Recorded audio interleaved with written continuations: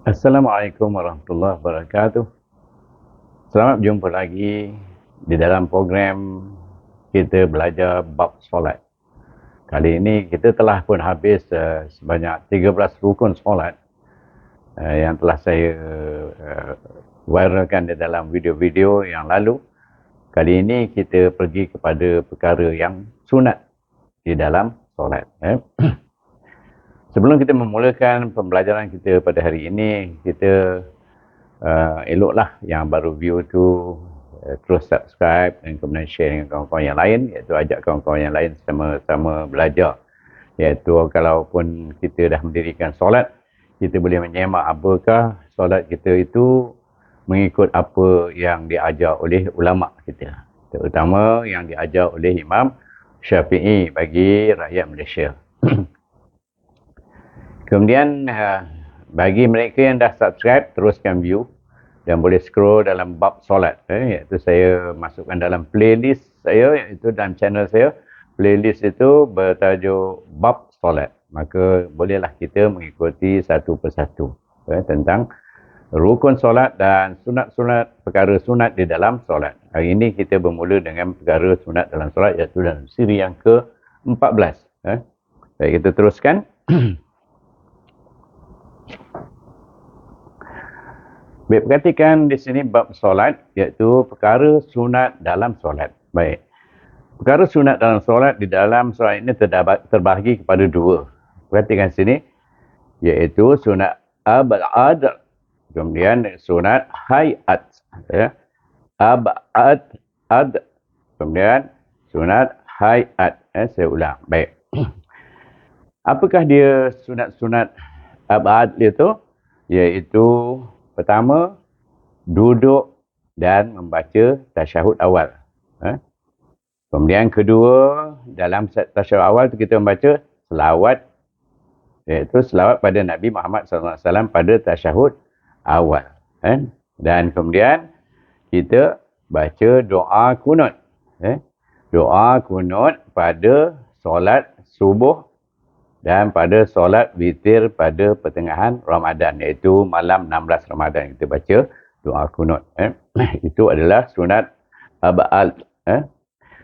Kemudian kita pergi kepada yang keempat, iaitu selawat ke atas keluarga Nabi SAW pada tasyahud akhir.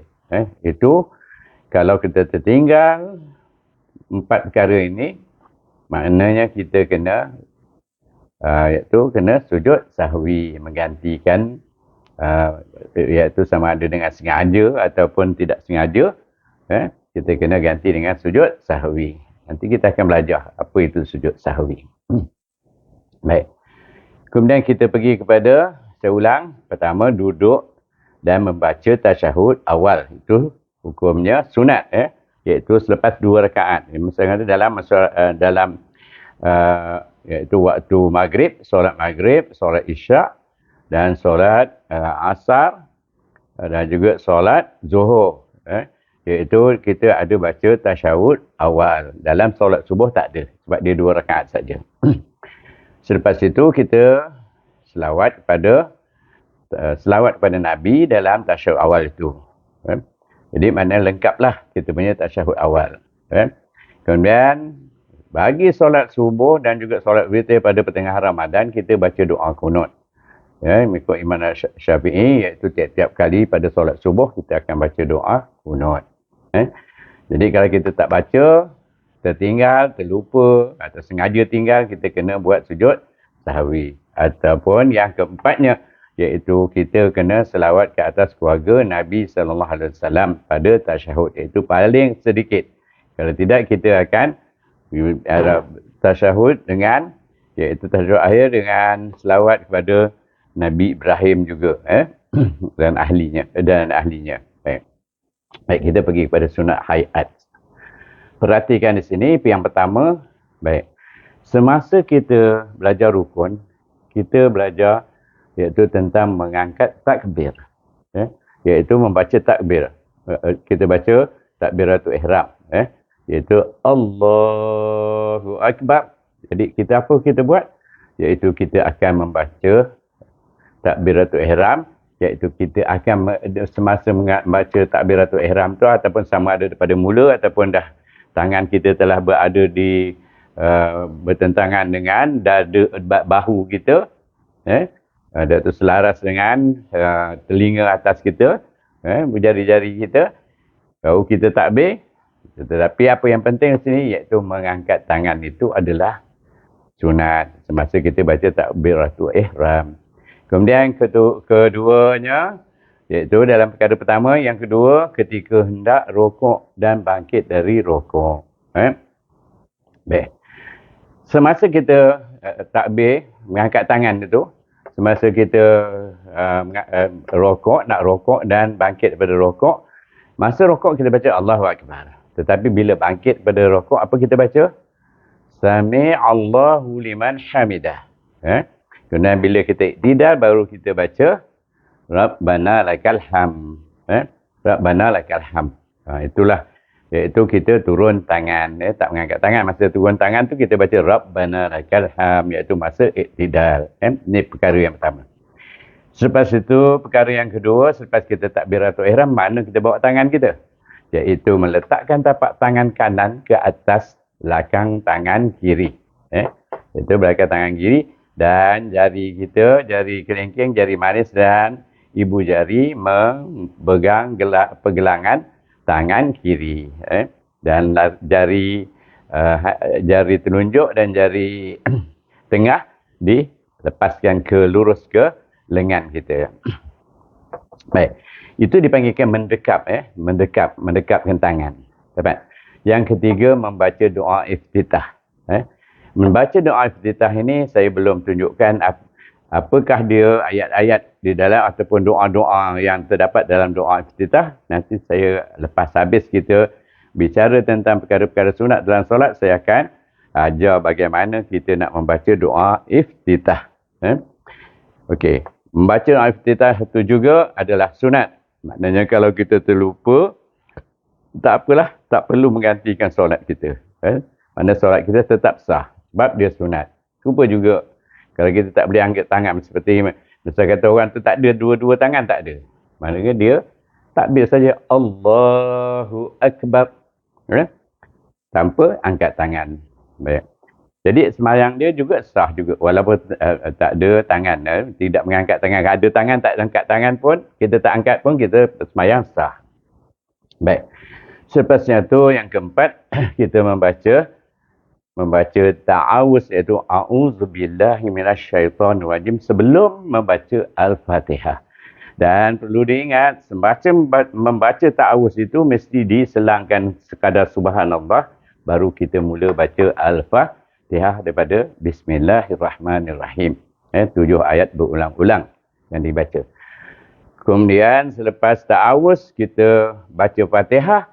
Selepas Fatihah kita akan membaca apa? Fatihah rukun, rukun. Sebab ini bukan yang sunat, iaitu ta'awuz yang sunat. Kemudian yang kelima kita membaca amin.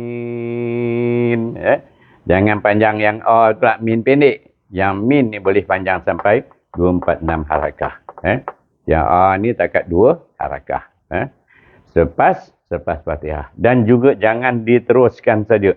Bila kata waladhdallin amin, itu salah. Iaitu kita habiskan waladhdallin. Baru dalam sekadar subhanallah kita baca amin. Kemudian yang keenam, sunat yang keenam ialah membaca surah Al-Quran selepas Al-Fatihah. Iaitu membaca surah. Selepas kita baca Fatihah, kita baca, katalah kita baca, orang yang baru belajar ni baca yang pendek-pendek. Inna a'tainakal kautsar fasholli li rabbika wanhar inna syani'aka huwal abtar. Iaitu mereka yang baru masuk Islam, ambil ayat yang pendek-pendek. Baca kuhuwallah, inna a'taina, baca kuhuwallah, baca kul a'udzu birabbil falaq, 3 kul tu. Dapat hafal yang 4 tu pun cukup, yang pendek-pendek. Dan itulah kita gunakan membaca dalam solat, iaitu surah Al-Quran. Jadi bacaannya sunat. Jadi kalau kita belum pandai, mana yang pandai je lah kita baca, yang mana kita dah tahu lah, yang kita ingat. Kalau kata ingat Qul huwallahu ahad, baca Qul huwallahu ahad ajalah. Jadi itu dapat kita satu ayat, ya, sempurnakan bacaan surah kita. Kalau masih belum lagi hafal, tak payah baca Al-Fatihah dulu. Hafal Al-Fatihah ni dulu, ya. Baik. Kemudian yang ketujuh, iaitu kita baca dengan jahar surah Al-Fatihah dan juga surah Al-Quran pada rakaat pertama dan kedua, iaitu pada waktu maghrib, isyak dan subuh. Jadi ingat tu. Jadi saya ulang balik semula, iaitu baca dengan jahar, iaitu dengan kuat, didengar oleh semua makmum, iaitu surah Al-Fatihah dan surah Al-Quran pada rakaat yang pertama dan yang kedua. Kalau subuh tu dia 2 rakaat je. Baik. Iaitu waktu apa? Waktu maghrib, waktu isyak dan waktu subuh. Jadi kita dapat situ.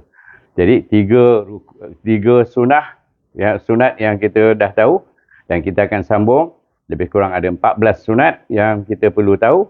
Lepas ini saya sambung di papan yang berikutnya. Okey. Okey, kita terus dengan sunat ayat ini yang ke-8. Iaitu yang ke-8, apa dia sunatnya? Iaitu membaca takbir. Itu apakah takbir? Bacaan takbir. Allahu Akbar bagi setiap pergerakan. Melainkan bangun dari rukuk. Iaitu selepas rukuk nak berdiri daripada rukuk. Kemudian dan iktidal. Kemudian yang ke-9, ingat iaitu semua pergerakan kita akan membaca takbir Allahu Akbar. Melainkan semasa bangun dari rukuk dan iktidal. Kemudian kita membaca yang ke-9, sunat yang ke-9, sunat hayat yang ke-9, membaca tasbih ketika rukuk dan sujud. Sebelum ni saya dah tunjukkan bacaan tasbih semasa rukuk apa dia? Iaitu Subhana rabbiyal azimi wa bihamdi. Iaitu Maha Suci Allah yang Maha Berkuasa dan aku memuji kepadanya. Baik. Dan kemudian dalam sujud, apakah bacaan tasbihnya? Subhana rabbiyal a'la wa bihamdi. Iaitu Maha Suci Allah yang Maha Tinggi kemuliaannya dan aku memuji kepadanya. Baik. Kemudian apakah yang kita baca masa bangun? Itu pun juga yang ke-10 sunat. Kita baca Sami Allahu liman hamidah, itu hukumnya sunat. Dia termasuk dalam sunat hayat juga. Dan juga semasa iktidal. Semasa iktidal kita turun tangan tu, kita baca Rabbana lakal hamdu. Iaitu paling ringkas, paling pendek. Rabbana lakal hamdu. Iaitu kalau sini huruf dal, kalau kita wakaf tu ada bunyi dia punya qalqalah. Jadi itu dia, iaitu sunat yang ke-10. Kemudian saya ulang balik semula, iaitu membaca Sami Allahu liman hamidah semasa bangkit dari rukuk, dan juga membaca Rabbana lakal hamd, iaitu ketika iktidal. Itu juga sunat. Jadi kita kena faham apabila kita mendirikan solat, kita kena tahu yang mana rukun, yang mana sunat. Rukuk itu sunat. Rukuk itu fardu, iaitu rukun. Dan juga iktidal itu juga rukun beserta tumakninah. Tetapi bacaan itu adalah sunat hukumnya. Baik. Yang ke-11, meletak tapak tangan atas peha. Iaitu kita bentangkan tapak tangan kita tu macam tu. Jangan digapai kuncup pun sengaja tu. Itu dengan rehat kita letak tapak tangan kita selaras dengan kepala lutut kita. Bukan letak kepada kepala lutut bengkok macam ni. Bukan macam ni. Perhatikan, bukan macam ni. Iaitu lurus atas peha. Iaitu tangan kiri kita bentangkan, kemudian tangan kanan digenggamkan tangan kanan tu. Melainkan kecuali jari telunjuk. Iaitu macam mana? Kita bentang, kita genggam, nak genggam masuk sini pun boleh, genggam, tetapi jari telunjuk tu kita luruskan. Perhatikan. Jari telunjuk kita luruskan. Ataupun kita keluarkan satu jari ni. Iaitu berada lurus dengan genggaman tadi, tapi jari yang telunjuk ini semasa belum baca tu kita letak atas peha lah. Bila kita baca asyhadu an la ilaha illallah, masa Allah itu kita angkat. Itu yang dimaksudkan meletak tapak tangan atas peha Tetapi digenggam tangan kiri kecuali jari telunjuk. Oh nanti. Genggam tangan kanan. Iaitu letak tapak tangan atas paha. Iaitu tangan kiri. Letak atas kiri. Kemudian dan juga kanan. Tetapi tangan kanan. Bukan kiri ni. Kanan. Saya betulkan. Kanan. Tuliskan. Tangan kanan kita.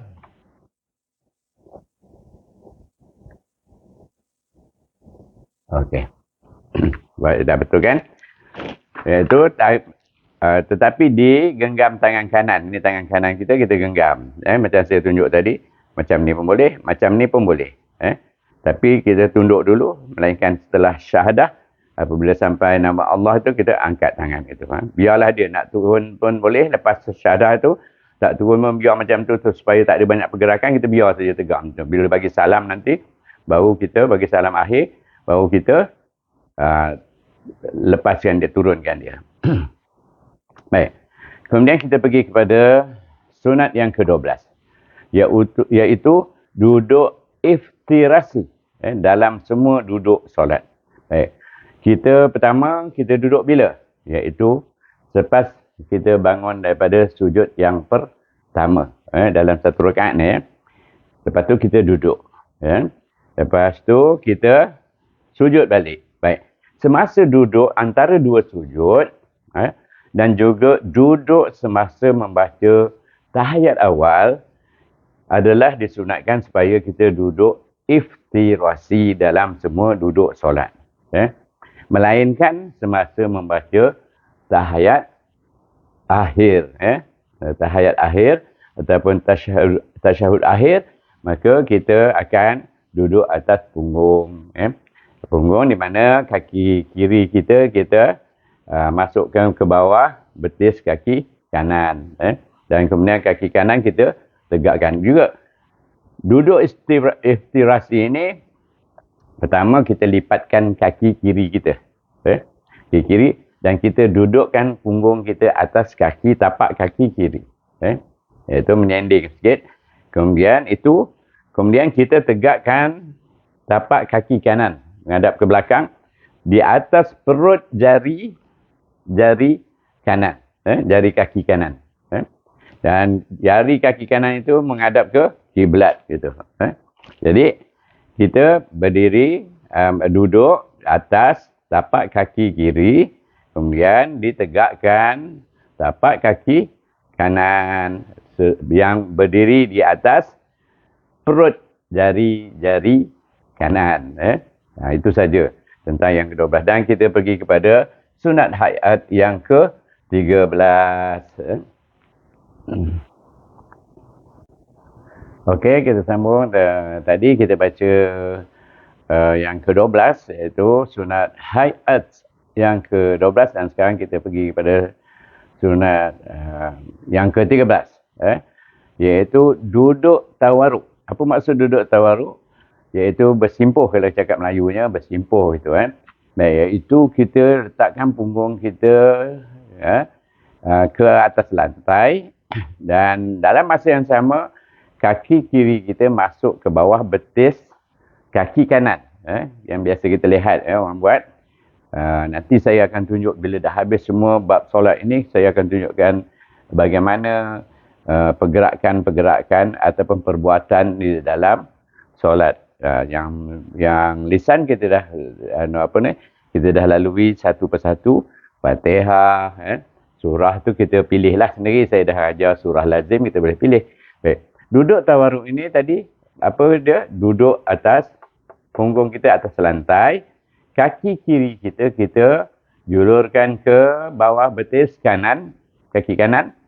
Kemudian kaki kanan, tapak kaki kanan kita tegakkan di atas perut jari-jari kanan. Seperti juga kita duduk dalam iftirasi. Iaitu sama juga letak kaki kita tu kanan. Tapi jangan paksa. Kalau misalnya kata sakit, dan mendatangkan sakit, kalau kita tak biasa buat, dia benda ni nak biasa buat daripada kecil. Kalau kita sembahyang daripada kecil, kita ikut betul-betul apa yang disuruh, maka kita tidak akan rasa apa-apa. apabila kita melakukan duduk tawaruk ataupun duduk iftirasi. Dipaham iaitu semasa bila kita duduk tawaruk ni, iaitu semasa kita baca tasyahud akhir. Ingat tasyahud akhir saya dah ajar bagaimana membaca tasyahud akhir. Masa itulah kita duduk tawaruk. Boleh ke kita duduk iftirasi? Boleh, sebab hukumnya sunat. Kalau kita tak mampu nak duduk seperti ini, kata kita sakit ke ataupun tempat terlalu sempit, kita nak duduk atas punggung kita menyengit sikit ke kiri, akan mengganggu jemaah kita, sahabat-sahabat kita yang bersebelah kita, jemaah sebelah kiri kita. Jadi kita duduk iftirasi pun tak apa, sebab hukumnya sunat, tidak menjejaskan. Tapi kalau boleh kita duduk sebagaimana yang diajar oleh para ulama kita. Baik. Kemudian yang ke-14, apa dia? Membaca salam yang kedua. Salam yang pertama adalah rukun. Salam yang kedua tu kalau kita tak baca pun tak apa. Iaitu dia sunat. Jadi yang sebaiknya kita baca dua-dua lah. Seperti yang kita belajar daripada awal. Saya menggalakkan supaya dibaca dua-dua. Sebab dia sunat. Mana bila sunat dapat pahala. Baca salam yang kedua. Kemudian yang ke-15 iaitu memalingkan muka ke kanan dan ke kiri semasa membaca salam pertama dan kedua. Iaitu akhir sembahyang kita membagi salam yang pertama.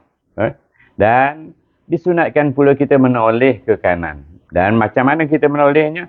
Mesti orang belakang, jemaah belakang nampak pipi kanan kita itu. Semasa kita menoleh ke kanan. Bagi salam ke kanan. Bila kita menoleh ke kiri, orang belakang nampak pipi kita sebelah kiri. Jangan menunduk, lepas tu angkat kepala kiri, angkat kepala kanan. Itu tak betul. Iaitu sebagaimana Nabi, iaitu sahabat nampak putih pipi Nabi itu apabila dia memberi salam ke kanan. Jadi itulah dia sunat-sunat hayat yang kita dapat pelajari, iaitu sebanyak 15 perkara sunat. Dan kemudian kita di sini ada setengah membagi yang 7, duduk ni pun dipisahkan, jadi tambah jadi 2 kan. Jadi saya mengambil hanya 4 saja. Duduk dan tasyahud awal, itu sunat abad. Kemudian selawat pada tasyahud awal, doa kunut pada solat subuh, dan pada solat witir pada pertengahan Ramadan iaitu malam 16. Kemudian selawat ke atas keluarga Nabi SAW pada tasyahud akhir, dan juga iaitu kita mohon supaya disejahterakan Nabi dan keluarganya seperti disejahterakan kepada Nabi Allah Ibrahim dan keluarganya. Begitu juga dengan keberkatan, diminta keberkatan kepada Nabi dan keluarganya seperti mana diberikan keberkatan kepada Nabi Ibrahim dan keluarganya. Dan itulah kita baca yang disunatkan semasa kita membaca tasyahud akhir. Baik, itu saja yang kita perlu tahu tentang perkara yang rukun kita dah tahu. Sekarang perkara yang sunat pun kita dah tahu. Mungkin selepas ini kita pergi pada perkara yang makruh, supaya saya bagi semua itu untuk menentukan kita mematuhi semua. Jangan sampai kita melakukan perkara yang makruh ataupun perkara yang membatalkan solat. Jadi itu saja. Saya sudahi itu tentang hukum-hukum sunat yang terdapat di dalam bacaan dan perbuatan kita solat.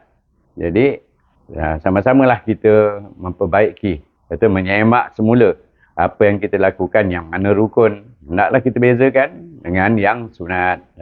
Dan kita ketahui mana yang makruh, mana yang boleh membatalkan solat. InsyaAllah saya akan berikan dalam siri-siri yang berikutnya. Dengan itu saya sudahi dengan wabillahi taufiq wal hidayah. Wassalamualaikum warahmatullahi wabarakatuh. Selamat berjumpa lagi.